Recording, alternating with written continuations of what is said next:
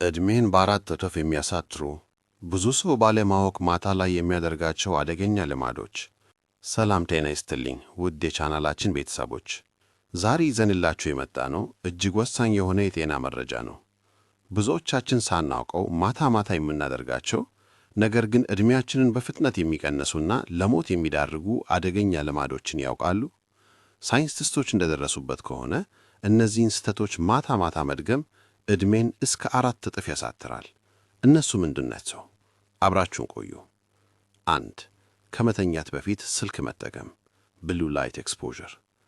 የመጀመሪያውና ዋነኛው ጠላት ከመተኛታችን በፊት ስልካችንን ለረጅም ሰዓት መጠቀም ነው።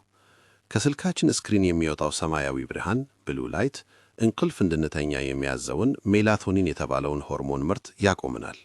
ይህ ሲሆን ጥልቅ እንቅልፍ አንተኛም፣ አይምሮአችንም አያርፍም። ይህ ልማድ ለጭንቀት፣ ለዓይን ችግርና ለካንሰር ጭምር ሊያጋልጥ ይችላል። ሁለተኛው ማታ አምሽቶ ወይም በብዛት መመገብ።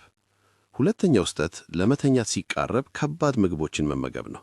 ሰውነታችን ማታ ላይ እረፍት ይፈልጋል። ነገር ግን እኛ ምግብ ስንሰተው ሌሊቱን ሙሉ ያንን ለመፍጨት ሲታገል ያደራል። ይህ ሁኔታ የልብ ምትን ይጨምራል፣ እንዲሁም ለውፍረትና ለስኳር ህመም በከፍተኛ ሁኔታ ያጋልጣል። ስለዚህ እራቱን ከመተኛት 3 ሰዓት በፊት መመገብ ልማዱ ያድርጉ። ሦስተኛው ወደ ነገ ጉዳይ እያሰቡ መጨነቅ ነው።